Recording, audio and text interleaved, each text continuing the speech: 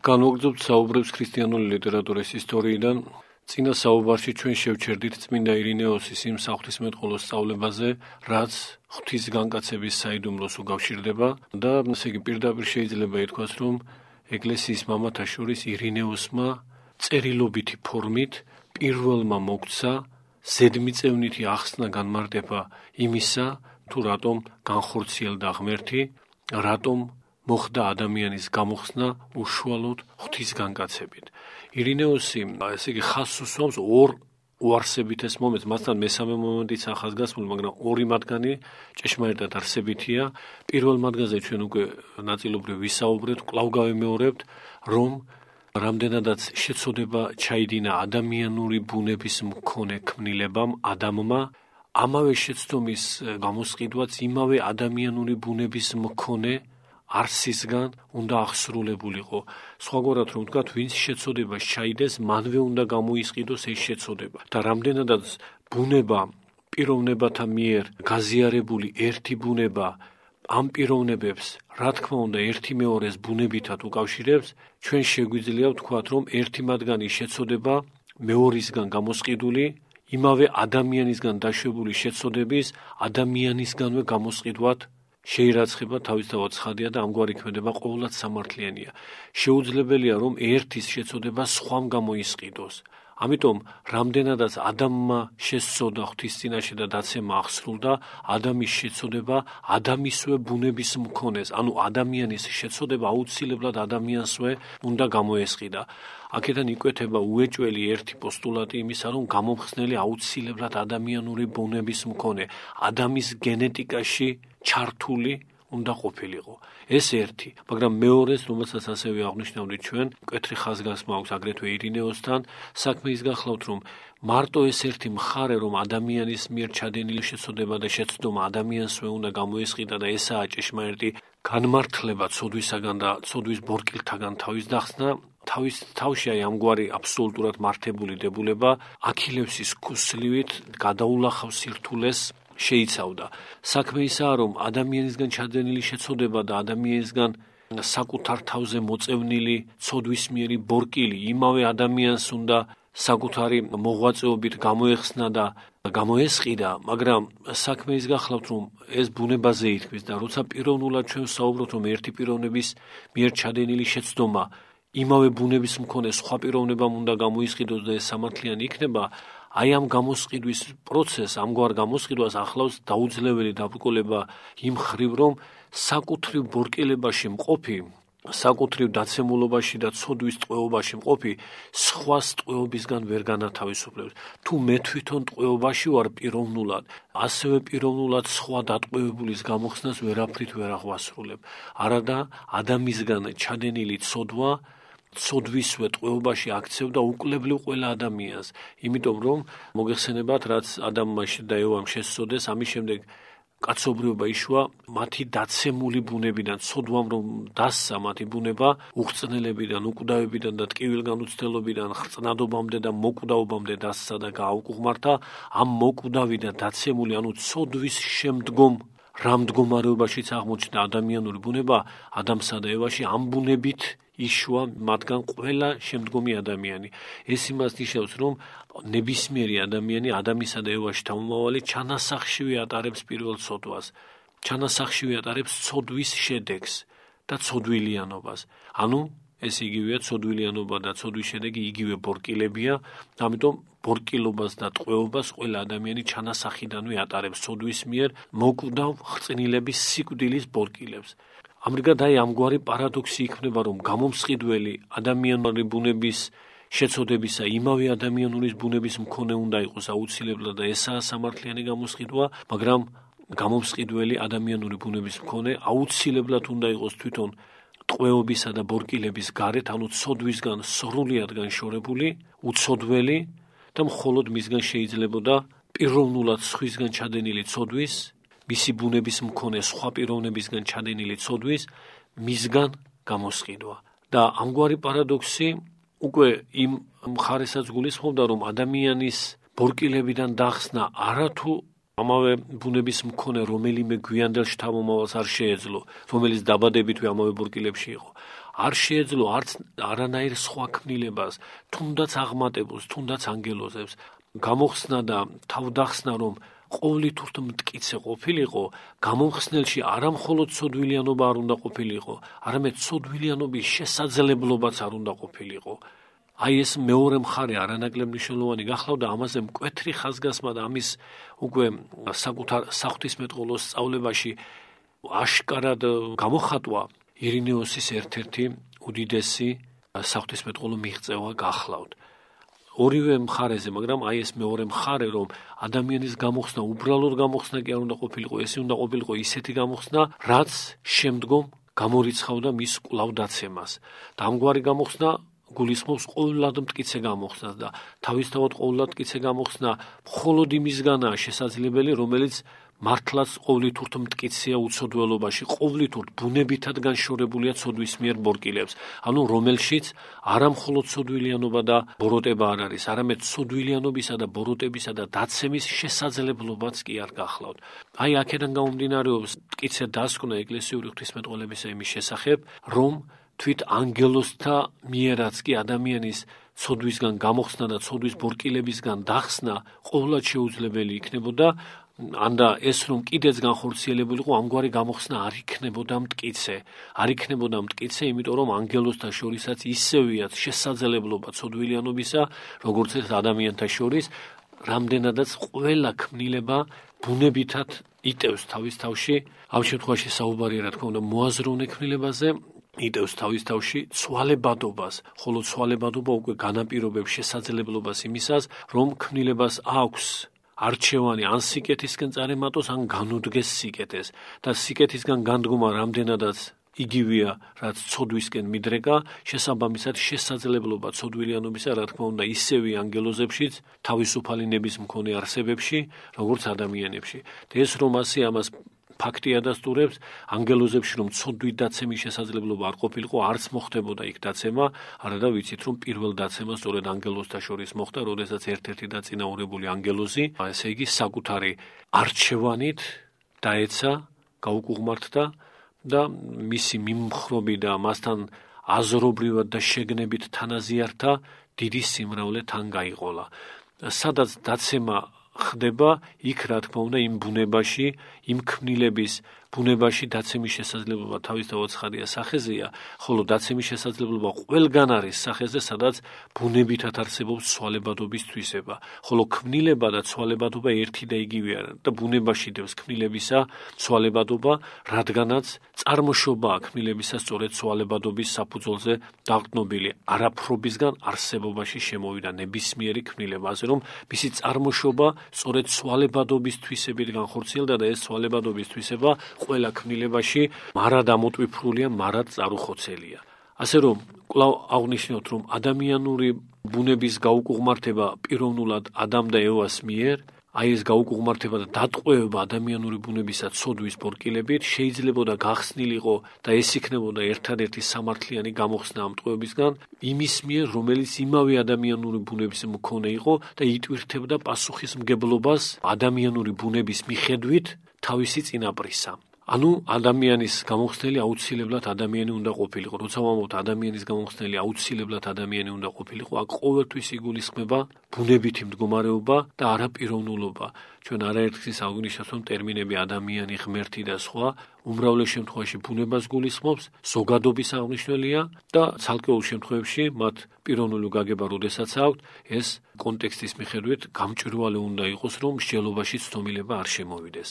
ამრიგად ერთი ეს არის, რომ ადამიანური ბუნების ცოდვის მიერი ტყვევებიდან გამოხსნა აუცილებლად ამ ბუნების მქონეს უნდა აღესრულებინა, მაგრამ ეს გამომხსნელი ადამიანური ბუნების მქონე უნდა ყოფილიყო ყოვლად უცოდველი, რომ გამოხსნა ყოფილიყო მტკიცე, მყარი და გამომრიცხველი იმისა, რომ კვლავ მომხდარიყო იგივე დაცემა.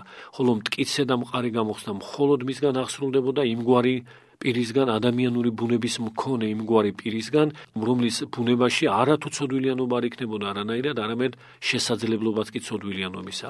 და რამდენადაც კი შესაძლებლობა ცოდვილიანობისა ყველა ქმნილებას, ყველა მოაზროვნე ქმნილებას, ყველაზე უფრო აღმადებულსაც კი თან ახლავს და ერთადერთი ბუნებით განშორებული ცოდვისაგან, ბუნებითად რომ მასში ცოდვილიანობის შესაძლებლობაც კი ყოვლითურთ აღმოფხვილია, აი რადგან ამგვარი არსი მხოლოდ შემოქმედია, მხოლოდ ღმერთია, შესაბამისად ადამიანის ნამდვილი გამოხსნის, ნამდვილში გულისხმობთ ყოვლად მტკიცე და სამომავლო კვლავდაცემის გამომრიცხველი გამოხსნის აღმასრულებლად გვევლინება თავად უფალი, მაგრამ არაზეცით, არა განკაცების გარეშე ეს არ იქნებოდა სამართლიანი გამოხსნა, არამედ ადამიანური ბუნების მიხედვით, ადამიანური ბუნების მიღებით და შესაბამისად ყოვლად უცოდველი ღმრთეებრი თვისებით ჯოჯოხეთის მისგან შემოსრველობა საზეიმოდ აღსრულდება.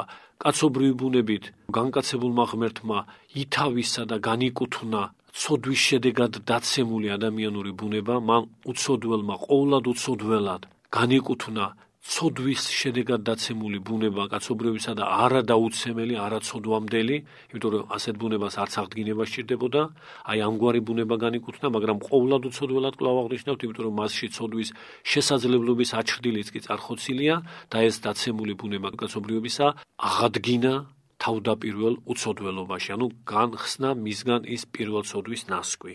აი ამას გულისხმობს შემოკლებულად და ლაკონურად ირინეოს ლიონელი, როდესაც ამბობს და ამ ციტატის ნაწილი ჩვენ წინა საუბარშიც მოვიტანეთ, ახლა მთლიანად წარმოადგენ ხსენებულ ციტატას.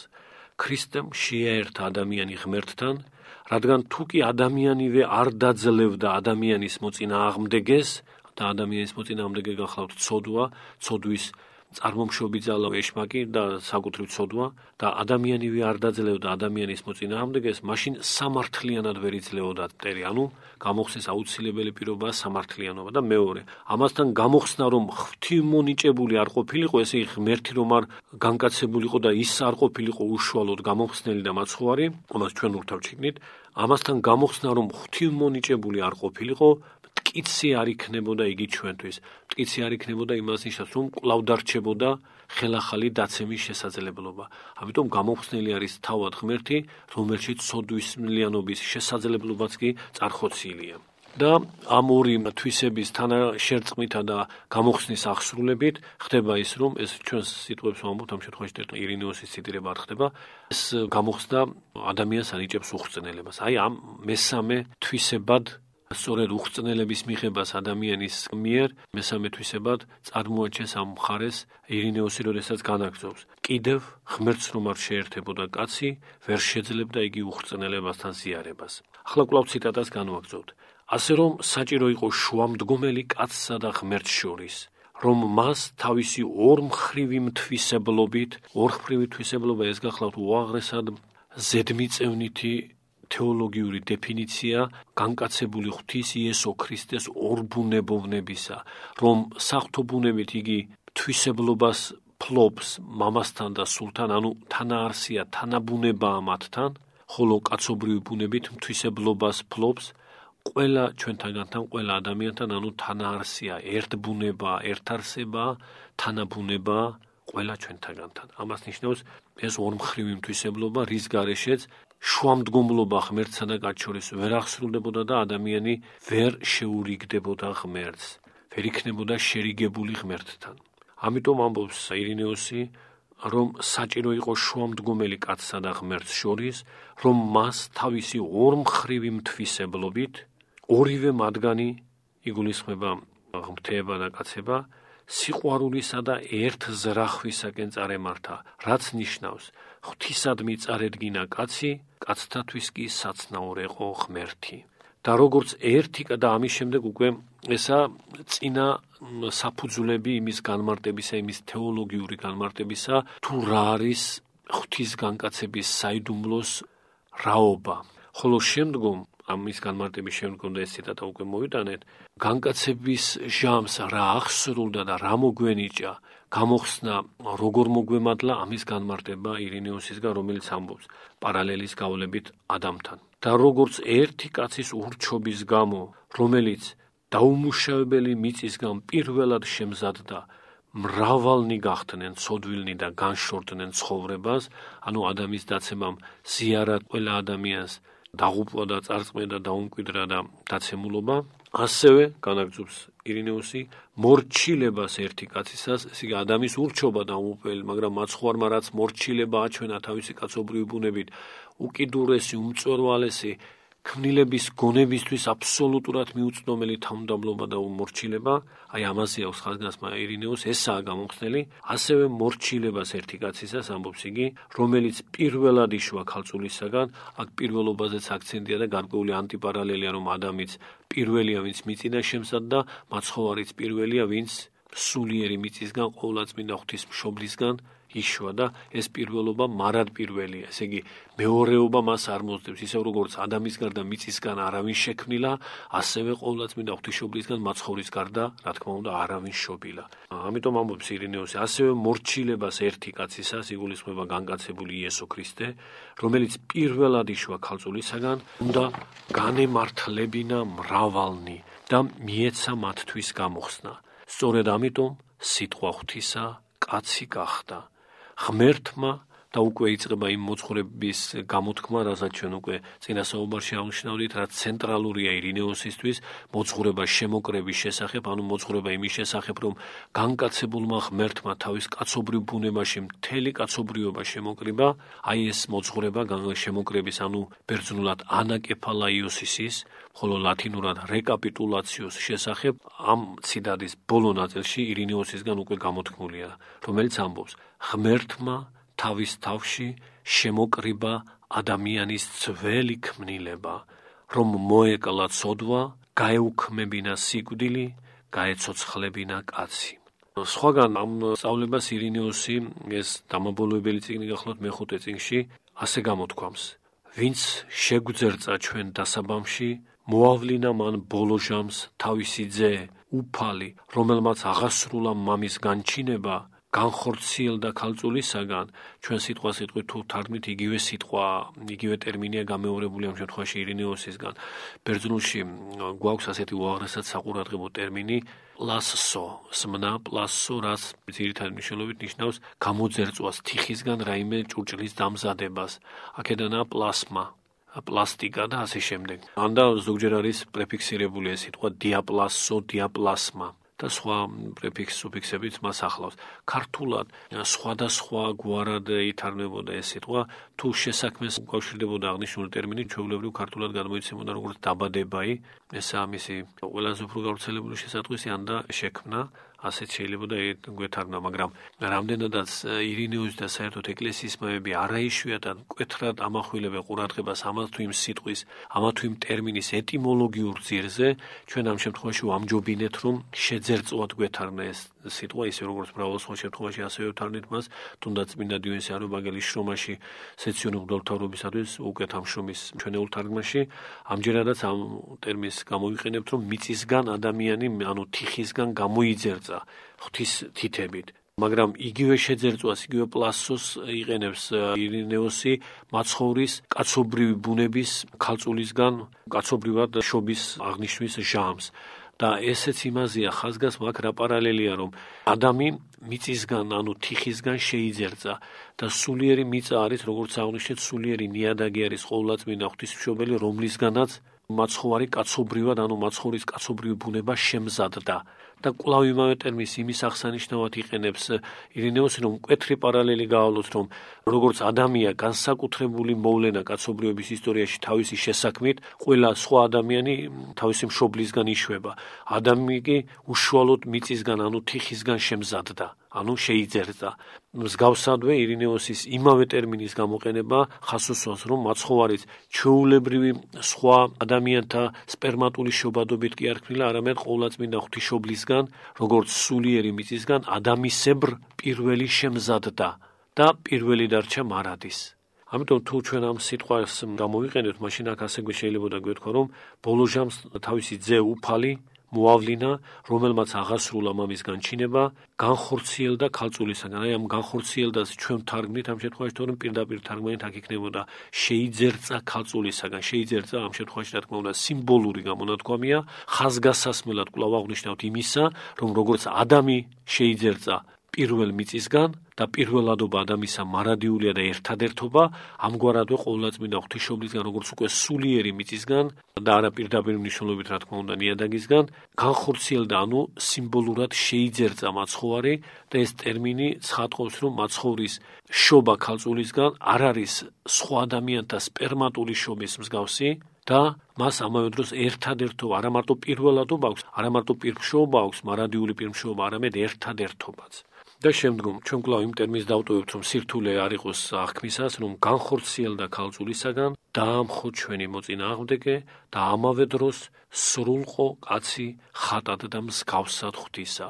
ადამიანის ხატებისა და მსგავსების შესახებ მოძღვრება ირინეოსისა ჩვენ სხვა დროს წერილობით საკმაოდ დაწვრილებით გვაქვს განხილული, დაინტერესებულ მსმენელს მიუთითებ ჩვენს წიგნზე მართლმადიდებლური ხატმეტყველება, ეგ დეტალური სარჩევი გვაქვს დართული ამ წიგნზე, სადაც სავსებით შესაძლებელია, რომ ყველა ის ადგილი ირინეოსის ხატმეტყველებას, სადაც განვიხილავთ, ზედმიწევნით შეუძლია მოიძიოს, ვინც დაინტერესებული იქნება ამით.